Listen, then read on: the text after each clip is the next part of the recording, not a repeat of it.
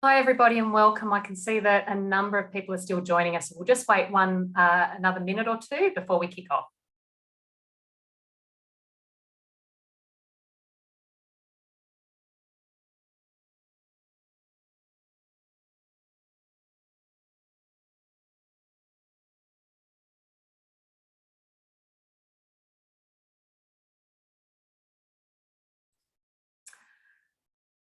Hi and welcome. My name is Natalie Lang and I'm the Branch Secretary of the Australian Services Union New South Wales and ACT Services Branch.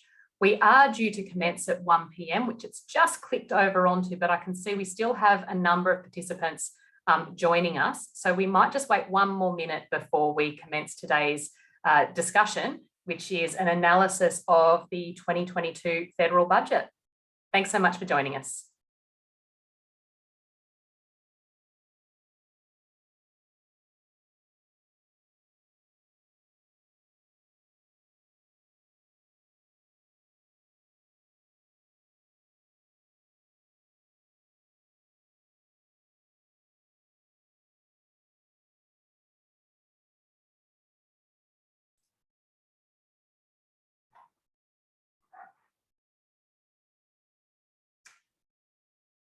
Hello and welcome. Thank you so much for joining our discussion today, Behind the Headlines, the Budget 2022. My name is Natalie Lang and I'm the Branch Secretary of the ASU New South Wales and ACT Services Branch. I'd like to open today's discussion by acknowledging the traditional custodians of the land on which we are meeting. Wherever it is that we're dialing in from today, we are on Aboriginal land, always was and always will be. I'd like to acknowledge that I am on Gadigal land of the Eora Nation, and I pay my respects to elders past, present and emerging. If you'd like to introduce yourself in the chat box, please feel free to do so. There's also an ability to ask questions using the question and answer function at the bottom of your screen. We will today endeavour to respond to questions as they are being put in the chat box. I'm being assisted today by the wonderful Tom Patton and Angus McFarland from the ASU team. We'll be responding to questions in the Q&A boxes there. We may have an opportunity to get through some questions live as well with me at the end of this presentation if time permits. We'll also endeavour to respond to all questions in a timely way. So please feel free to use the Q&A box just there at the bottom of your screen. So I'd like to start by what I'm going to do is share screen, because there's a fair bit to go through when discussing all the bits and pieces of a federal budget, as you can imagine. So I'm going to share screen. We've tried to put together a few slides that give you the key headlines and snapshots, and then I'll discuss some analysis of each of those areas of the federal budget.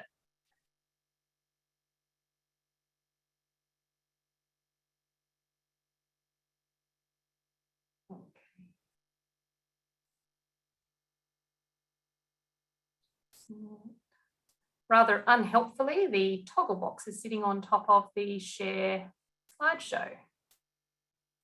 Give me a moment. Here we go. So first off, it's important that when we're considering the federal budget this year, that we do so in the context of the federal budgets that have come before us. This is the coalition government's budget after nearly a decade in power. So what we have seen is really 9 years of what can be characterised as cuts, neglect and cruelty to the community sector. I think it's really important we look at what are the cuts that we're coming off the back of here, because to be able to assess if this government does pass muster and if this federal budget does pass muster, it's got to be able to restore those cuts that have been passed on in previous years. So let's have a look at what's happened in coalition governments since 2014 when this government came into power. Now, back in 2014 is when the Liberal National Party took government. And people may remember the infamous 2014 Hockey Abbott budget. It was one of the most devastating budgets and cruel budgets that we have seen implemented in recent years. The 2014 budget passed on billions of dollars of funding cuts to the community sector and to vulnerable people. So in 2014, the budget removed income support for young unemployed people. It also proposed to introduce a $7 Medicare co-payment for GP visits. The 2014 budget passed on $240 million of cuts to Department of Social Service grants. And on top of this, $165 million were effectively cut over 3 years by freezing indexation on community sector grants. So that means as costs go up for community services in the form of wage increases and overhead costs, funding grants were frozen and not being increased accordingly. So that means services have less money to have to pay with, basically, to be able to keep delivering the same amount of services. A number of sector national peaks were also defunded in 2014. That included the Alcohol and Drug Council of Australia, the Refugee Council of Australia, the Australian Youth Affairs Coalition, Homelessness Australia, the National Congress of Australia's First Peoples, Aboriginal and Torres Strait Islander Services. There was also $500 million cut from ACTU programs over 4 years. There was also $15 million cut from federally funded legal assistance services in just 1 year, which included cuts to community legal centres and family and domestic violence services. So 2014 was a very devastating budget with many heartless and devastating cuts to the community sector. Then in 2015, the budget delivered more cuts and attacks on vulnerable people. In 2015, we saw $15 billion over 4 years cut from welfare support for families and low-income earners. We also saw $500 million in cuts to community-based health services. In 2016, the 2016 budget, the government defunded equal pay for community workers, and there was a direct attack on wages of the community sector. So we saw $150 million there to be cut from community service grants by refusing to fund equal pay in an ongoing way. Now, we estimated at the time that that would have threatened over 1,000 jobs in the community sector because of that decision. And that's when we formed the Save Equal Pay campaign. In 2017, the budget government opened the doors to profit making in essential services, something that we completely reject. There should be no profit motive in the delivery of essential community services. The Turnbull government introduced social impact bonds to homelessness and housing services, guaranteeing a profit to private investors into services for vulnerable people in our sector. The Turnbull government also sought to integrate the disability, aged and mental health sectors into one single sector. The ASU members know the needs of people in these sectors very incredibly, and they require person-centred responses, not a one-size-fits-all approach. This move is still seen today by the Liberals, which devalues the work that all of you do in the sector as diverse specialist workers. In the 2017 budget, we also saw foreign aid funding being decreased to a record low and 5 years of successive cuts to foreign aid. In 2018 budget, $80 billion were given to corporations, but nothing for community services. We saw no funding for Aboriginal legal services or CLCs who were due for an increase. In the 2019 budget, Scott Morrison started his attacks on the NDIS. You might remember we were incredibly alarmed to see $4 billion being taken from the NDIS simply to subsidise a fake government surplus, which, by the way, they never achieved. Then in 2020, the government delivered their first COVID budget. And in this budget, they delivered no commitment to paid family and domestic violence leave, despite the ASU's campaign that we started back in 2015, having by that point achieved bipartisan support and having achieved every single state and territory government being on board and supportive of a universal entitlement to paid domestic and family violence leave. The 2020 budget also delivered no additional funding for specialist domestic violence housing services, such as refuges, to help women and children leaving violence. The 2020 budget was also the budget where the government increased fees for tertiary education degrees in the humanities by 113%. Then we see the 2021 budget. Once again, this was a budget without pay increases and no long-term secure funding. There was nothing to provide pay increases or more secure jobs for workers in our sector. There was nothing to ensure long-term sustainable funding for community services, despite it being very evident that competitive tendering and short-term contracting is eroding the quality of services in our sector. There was nothing to value the skills and careers of workers in our sector, and nothing to deal with the long-term problems like poverty and homelessness that were facing our entire community. The government once again chose not to introduce 10 days paid family violence leave. Now, here we are in 2022, and since that time, we've had a Women's Safety Summit. We've had unprecedented community interest and community desire to address violence against women. And at the Women's Safety Summit, ASU members worked incredibly hard to try to get strong recommendations in the summit delegate statement, including, and we did secure, a recommendation from Women's Safety Summit delegates to have paid family violence leave as a universal entitlement. Yet year on year, the federal government has failed to implement that life-saving entitlement. So let's have a look then at what we needed to see in this budget. With all of that context, what did we need to see in this budget for this budget to be a fair and reasonable budget that would support the community sector, support workers in the community sector, and support community members who rely on our essential services? Well, first off, it was really important the government had to restore previous budget cuts. We wanted to see a commitment to long-term sector funding so that we could deliver secure jobs and so that we could deliver sustainable services deeply embedded in their community. We wanted to see the establishment of a fair price floor as the mechanism by which services would be funded so that we could get rid of the devastating and harmful impact of competitive tendering.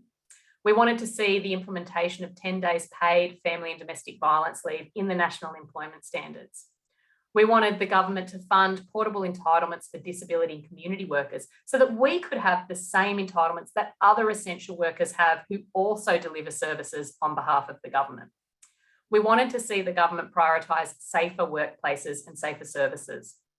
So this means ensuring funding and delivering personal protective equipment, rapid antigen tests, and paid isolation leave for workers who have to isolate because of occupational exposure to COVID-19. We wanted to see long-term support for women's safety. And this was a key recommendation coming out of the Women's Safety Summit, that we didn't need to see short-term funding announcements, but long-term investment so that services could build those community connections and networks. We needed to see the government deliver real wage rises, something that's completely within their power to do when we are talking about industries such as ours, which are completely reliant on government funding. If we want to see wage increases in the community and disability sector, we need to see the government supporting the Fair Work Commission case that the unions are running right now to increase our wages. And we need to see the government committing to fund the outcome of those decisions, to pass on funding to deliver wage increases. We also needed to see genuine assistance with the cost of living. And I mean genuine, not token gestures, but if the government truly recognises that the cost of living is going up, as we have been saying for a very long time, then long-term relief to ease the cost of living for working people. We wanted to see measures by the government that would close the gender pay gap. So that's really the scorecard that we put together to assess the 2022 budget, that the government would be delivering on ASU members' key campaign demands. And you've all been running these campaigns for a number of years now: the Best NDIS campaign, the Civil Society campaign, the Workers Make the Difference campaign, the We Won't Wait campaign. We have definitely built incredible community support for our demands. So let's have a look and see how the government went against that scorecard. So what we got from the government, well, first off, there were no wage rises. The government have actually promised us now on 55 occasions that there would be wage increases. And they do that when they do the budget. They project what's going to happen to wages over time. They have a wage forecast. Now, on 52 of those 55 occasions, they have failed to deliver those wage increases. What we have is 9 years of this government and 9 years of workers' wages being stagnant. And I just want to share with you some data about what's happened to wages there. So what you can see here on this graph, it's a really fantastic graph that's been put together by the ABC sourcing ABS and budget papers data. Each of these coloured lines represents the wages forecast that was given in preceding budgets. So this is what the budget papers had said, oh, this is what we think is going to happen to wages. And so accordingly, we can spend the following in our budget. Now, this big, thick black line here is what's actually happened to wages over that same period. So on all of these occasions where the government has said in their budget papers, don't worry, wages will go up, just as they're telling us right now, what we've actually seen happening is wages not keeping pace with the increased cost of living, effectively stagnating or indeed going backwards. And that's what's happened over the last year. So the budget forecast wage growth right now, this is in the budget that they announced last night, they're forecasting wage growth of 2.75% in the year 2021-2022. That is below inflation, which is forecast to grow by 4.25%. What does that mean for real people? That means an effective pay cut of 1.5%.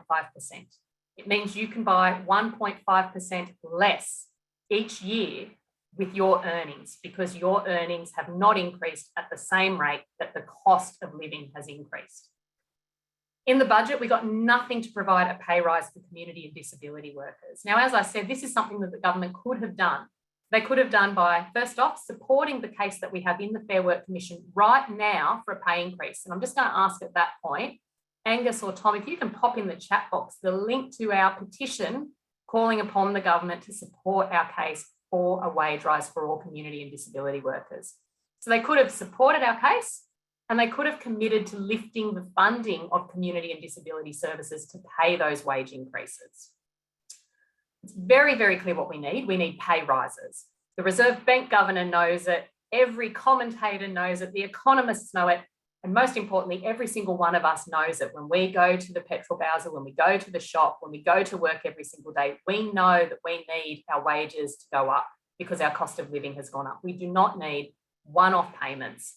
The cost of housing, childcare, petrol, food, these are not one-off costs. I think Cassandra Goldie from the Australian Council of Social Services put this incredibly well last night when, as Cassandra said, the payments that were proposed in this budget might help somebody for 1 week or two, but we need to pay our rent 52 weeks in the year. And I think, thank you so much, Cassandra, very, very well said. We need wage rises, not one-off token payments.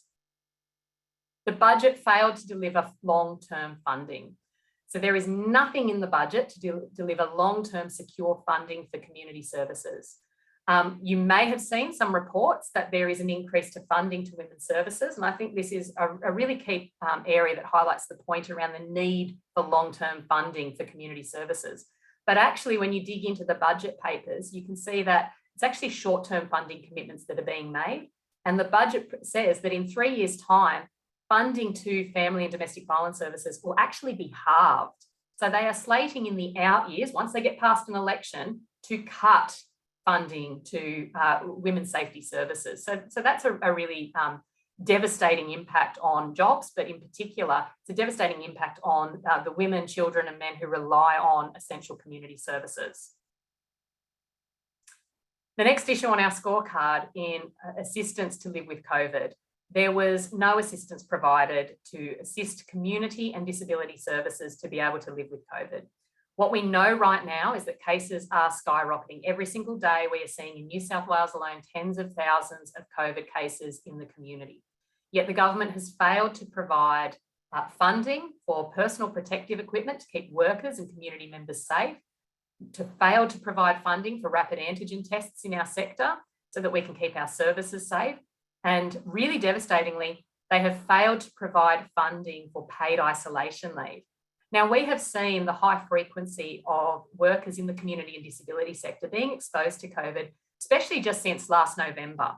And what we know from talking to our members, and we undertook this survey just recently, is that 27% of our members who've had to isolate because of COVID exposure have done so with no income at all. They have not been given any paid leave for that period of isolation, and they've not been able to implement the government COVID isolation payments. Now, for those who were able to access the COVID isolation payments, the news continues to be very bad in this budget, where the government is actually proposing to expire, to stop and cease those COVID isolation payments, that small amount of financial support so that you can continue paying the bills while you are in isolation, doing the right thing to keep yourself, your colleagues, the people who you're providing services to, your community safe. We're all being told to exercise caution, and we're doing the right thing because this is a really harmful disease, to keep each other safe, but workers are being left to shoulder the burden by losing wages when they have to isolate to keep each other safe. The next issue on our scorecard is NDIS funding. Now, once again, this government has failed to provide what we need to deliver the best NDIS. There's nothing to address the significant cuts to the NDIS that have already been passed on. And just this week, the NDI data has shown that an average of 4% has been cut from every NDIS plan in just the last 12 months. Now, what do those cuts mean? They are, of course, devastating for NDIS participants. It means a cut to the amount of services that they can purchase and access. It's also devastating to the workers who support NDIS participants, to ASU members working in disability services, because those cuts flow on in very real ways of undermining working conditions, of reduced hours, of reduced penalty rates, of increased staff to client ratios. It's a really devastating cut in an area that we do not deserve to see any cuts. We should be seeing full investment and support of the NDIS. There was also no support for advocacy in this budget. So there's nothing to provide much needed funding for advocacy, homelessness, mental health, community legal and other service funding that have experienced 9 years of cuts under this Conservative government. One of the key areas that we have been campaigning for in our civil society campaign is to remove gag clauses from service funding agreements and to actively support the role of advocacy in the community sector. It is fundamental to how we address systemic injustices that drive the need for our services, is the advocacy role that community services and community service workers play. That's not something that should be silenced. It's something that should be supported and welcomed and resourced. And we have seen no support for advocacy from the community sector. We're now going to have a look across the budget in other areas that I know are important to ASU members because they impact our life, they impact our colleagues working in other industries. And we're going to look to some of our other comrade unions who represent workers in these essential industries and their analysis of the budget measures. First off, I want to look at paid parental leave. Now, economist Alison Pennington has written up her analysis of the government's proposed changes to the paid parental leave scheme. So last night, the Federal Treasurer announced that they would combine the 2-week dad and partner payment with the 18-week paid parental leave payment to a combined 20 weeks and say, family choice, work out how you use it. Now, as Alison Pennington, the very well-regarded economist has said, in looking at that, what it actually does is it removes any incentive to fathers or those on the higher income from taking leave. So this will actually potentially have a really negative impact on women's earning and the gender pay gap. On the issue of women's safety and those the funding announcements that were made there, Senator Jenny McAllister has given this really good analysis, which is that the Morrison government wants us to believe that they will take women's safety seriously. The budget shows a short-term sugar hit in the coming year, just in time for the election. But in each and every year after that, in real terms, the budget allocation to women's safety declines. And as I said earlier, it declines significantly. So we are looking at, in 3 years' time, funding to family and domestic violence services being halved. People with Disability Australia is Australia's peak disability rights and advocacy organisation, and they have criticised the federal government for not providing better support for people with disability in this year's budget. PWDA President Samantha Connor has said that they're very disappointed with the outcome of the 2022 federal budget for people with disability. This budget is lean, mean budget for people with disability, their families and their carers. And I just want to pay respect to the incredible work of all of our members at People with Disability Australia, who are just such tireless advocates for the best NDIS and for participants. The Older Women's Network New South Wales, another fantastic organisation. Older Women's Network have given this analysis. The federal government expects all aged care workers to continue to work their guts out and be poorly paid because, quite frankly, they don't care about the elderly nor the workers. What other logical conclusion can we draw from the budget? And I have to say, I was really disappointed to see a lack of action in the budget around aged care. And in particular, right now there is a work value case being run, just like we ran an equal pay case for our members in community and disability services. The residential aged care unions are currently running a work value case for their members working in residential aged care.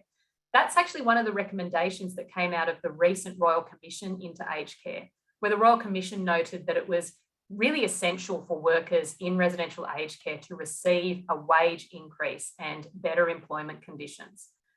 The government are the main funder of aged care services. This is when they should be saying that they will fund the outcome of that wage case, and they failed to do so. It's really unacceptable to leave such hardworking essential workers out hanging like that. It undermines the entire aged care system as well as the workforce. Now, NATSLs have said that their analysis of the budget is a failure for First Nations injustice. So that's a pretty scathing assessment of the government's budget. They've said that it is a cut in real terms to funding for Aboriginal family violence services and legal services. There has been no additional funding for legal assistance services or peak justice body, and we will further see our people disproportionately overrepresented in the criminal legal system. On the matter of climate change, Senator Mehreen Faruqi has given this analysis. The budget hands out more than $37 billion for coal, oil and gas, while the climate crisis worsens and floods ravage Queensland and northern New South Wales. I'd like to pause there to acknowledge that our members up in the Northern Rivers are once again doing it incredibly tough facing floods. Yet again, only 3 weeks ago, the community was completely devastated by floods. These climate emergencies, these climate crises, these climate disasters are occurring more frequently and they are more severe than we have ever seen. It is very clear that the community want to see action on climate change. And instead of delivering action on climate change, well, you can see what they've proposed, $37 billion for coal, oil and gas instead of the climate action that we wanted to see. ACOS, who I referred to earlier, Cassandra Goldie's comments, they have noted that the disaster payment remains at just $1,000. So that's a disaster payment that many ASU members are accessing right now up in the Northern Rivers, in the Hawkesbury, in other areas that have been ravaged by floods. The disaster payment remains at a terribly low $1,000 when it should have been permanently tripled so that people could have some financial assistance to start to rebuild their lives. The budget ends the pandemic leave disaster payments, as we said earlier, in June. This will hurt the lowest paid workers without access to sick leave. And what we know is that 40% of workers in the community and disability sector are currently employed as casual workers or insecurely employed workers. So they have really low entitlements to things like paid sick leave. So without having the pandemic leave disaster payment, it is going to leave workers considerably worse off. ACOS have also said that the free rapid antigen tests for concession card holders will end despite them being in greatest need of support. Often concession card holders are living in congregate living settings. They can be the most at risk of exposure to COVID-19 and the lowest capacity to pay for rapid antigen tests. So it's really outrageous that the rapid antigen tests for concession card holders will end. Now, the Australian Education Union, you might know them best in New South Wales by the name the Teachers Federation, but right across the country, they're known as the Australian Education Union. Their analysis of the education funding in the budget this year is that the Morrison government has slashed funding for public schools by $559 million, while funding for private schools has increased by $2.6 billion over the forward estimates. So if your particular interest is in education funding, I'd encourage you to look further at the Australian Education Union's considerations there. That's just a devastating cut to our public education system, which is just such a bedrock of justice and equality, is to have a really strong public education system. To have it undermined like that is terrible. The Community and Public Sector Union, the CPSU, they represent workers in the federal public service. They're really concerned that the budget has revealed a further large cut, around 9% to the Services Australia workforce. So this is literally thousands of jobs being cut from the Services Australia workforce. We all know when we've supported somebody who's had to call up Services Australia to get assistance, you know, how difficult it is when you're having to wait to be able to speak to someone to get the support that you need. That is not the fault of the workers on the end of the line. We all know that is because it is an area that is being starved of funding and starved of resources by this government. And the government has not proposed to fix it this budget, but to indeed cut it by around 9% once again. As the CPSU said, this is a shocking decision at a time Australians battling natural disasters and the pandemic need more support, not less. The Australian Nursing and Midwifery Federation, who represent our incredibly hardworking nurses and midwives, they have looked at the health and residential aged care spending in the budget, and they have said that exhausted nurses and aged care workers are beyond the point of burnout. They simply cannot continue without the resources they desperately need to do their job and keep the community safe and well. The government has once again failed to do its job, compromising the health of Australians. Despite chronic staffing shortages, the devastation of COVID and the disgraceful lack of respect for older Australians, Mr Morrison's budget shows that playing politics, not fixing aged care, is his government's top priority. So that's the analysis from the Australian Nursing and Midwifery Federation, representing our incredibly hardworking nurses and midwives. The National Tertiary Education Union have assessed the tertiary education spending in the budget. And what they have said is that the Morrison government has inflicted budget carnage on higher education with more funding cuts. Funding per student has been slashed by 5.4% in real terms over the next year and 3.6% in the following 2 years. This is a shocking $3 billion lost from the 2017-2018 budget to the 2025-26 budgets. Now, we know that what happens in education and in health really impacts us in the community sector. It impacts the people that we support. It also impacts the pipeline of skilled, experienced workers being able to come in and work in our industry. When we are already seeing workers in community and disability services being pushed to the absolute limit, we need more workers coming into the sector who've been able to attain the qualifications that are necessary, the skills that are necessary to be able to stay long-term in our sector. So when we see funding cuts in areas like the education sector, then that really impacts on our sector equally. So let's cut through the spin of what the federal government had to say in announcing their budget.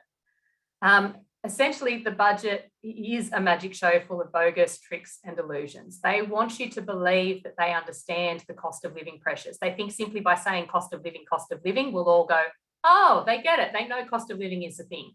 Yet they have failed to implement the measures that would actually address the cost of living, which we all know starts with proper wage increases in workers' pockets. As what we've heard, that this is a budget that's about his job, not yours. The federal government really failed to deliver meaningful support for jobs. And when we think about the growth areas of the economy where we are seeing jobs being created, the fastest growing workforce in the Australian economy right now is the healthcare and social assistance sector. That includes us in community and disability services. We need 83,000 more workers in the NDIS alone, yet these were not workforces that were prioritised for support in this budget, prioritised to be funded properly, to have long-term funding contracts, to have proper funding indexation to ensure that we could deliver secure jobs and decent pay increases in this growth workforce so that we could attract and retain the skilled and experienced workers that we desperately need to deliver the best possible services. Let's have a look at the cost of living and what's actually happening to the cost of living. This is from the Australian Bureau of Statistics, and it shows the price rises in 2021 to key areas of household spending. So you might hear a single figure often being talked about. 3.5% CPI is the CPI increase. It's expected to go up to 4.25%. But that's actually made up of a lot of increases in particular areas of household spending. And when you look at those key areas of household spending, a lot of the increases are significantly higher than the CPI rate. Petrol has gone up by 32.3%. Housing has gone up by 21.7%. Transport has gone up by 12.5%. Beef has gone up by 8%. Childcare by 6.5%. Vegetables by 6%. Medical support by 4.2%. So the cost to household incomes has really significantly increased. Wages have not kept pace with that. And it's really disappointing to have seen this budget not deliver on wage increases for community and disability services, which is something the government absolutely has the levers to pull to be able to deliver. So what did the ACTU President Michele have to say last night about the budget?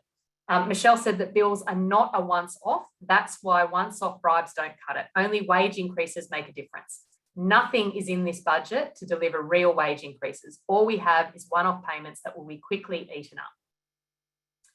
So where do we go from here? Let's have an assessment of our scorecard. So going back to those key areas, we said when we sat down to look at the budget, we said, what are we looking for in this budget to assess whether it's a success or not? Did it restore the previous budget cuts? No, it did not. Did it commit to long-term sector funding? No, it did not. Did it establish a fair price floor funding mechanism for the community sector? No, it did not. It failed to implement 10 days paid family and domestic violence leave for all workers in the National Employment Standards. A key recommendation out of the Women's Safety Summit delegate statement, it failed to do that. It failed to fund portable entitlements for disability and community workers. The budget failed to prioritise safer workplaces by providing personal protective equipment, rapid antigen tests and paid isolation leave for workers in community and disability services. The federal government did not deliver long-term support for women's safety. We're really concerned about what's proposed to occur in the out years of the budget in 3 years' time. It failed to deliver real wage rises. It failed to deliver genuine assistance with the cost of living, and it failed to implement measures that would meaningfully close the gender pay gap. So a lot of big crosses there in assessing this federal budget. So what do we do next? Our focus is on changing that scorecard. We need to turn all those crosses into big green ticks. So how do we do that? Well, this is an opportunity for us to raise our concerns at the highest level and to get the community involved in our campaigns and on board with our demands. So first off, what we need to do is we need to spread the word in our workplace. We need to organise a meeting of you and your colleagues so that we can talk about our plan for a better funded and better supported community sector. We can talk about our plan for decent wage increases and more permanent and reliable jobs for ASU members. We need to do this together. We need to build the momentum in our campaign. We need to build our strength together. Together, we are absolutely mighty. We have seen devastating budgets before. We've seen cuts to our equal pay funding. We've seen terrible changes to tertiary education fees. But together, we have been able to campaign for change. And that's what we have to do once again. We have to come together and campaign for change. Let's turn those crosses into ticks. So the first thing I need everybody to do is to book a workplace meeting today. Now there's the address on the screen, but that's not so helpful because you can't just click on it. So what I might ask is Angus or Tom, if you can please pop into the chat box so that everybody has it, the link so that members can click and book a workplace meeting so that together we can build the momentum, we can build our campaigns. We are really good at doing this, ASU members. We are really good at being able to improve the working conditions in our community sector and to be able to stop harmful cuts. So we're going to have to do that once again. And that means building our collective strength by getting together in our workplaces.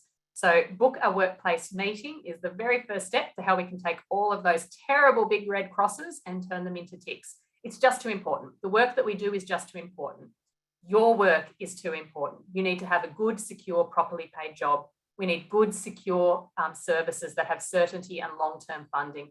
We need to be able to deliver the best possible services to NDIS participants, to vulnerable and marginalised community members, to people facing social exclusion. And we can only do that by being a strong, united and active group across the ASU membership. So let's get on and do it. I'll now stop sharing. There we go. And Angus, if I can just check that we've been active in the Q&A box, because I apologise, while I was sharing screen, I wasn't able to follow the Q&A box. Yeah, we've only had, hi everyone, my name's Angus from the ASU. We've only had a couple of questions come in. One from Jeanette is one about your particular circumstances, Jeanette, and your employment. So we'll get our intake team to reach out to you and have a discussion about your circumstances.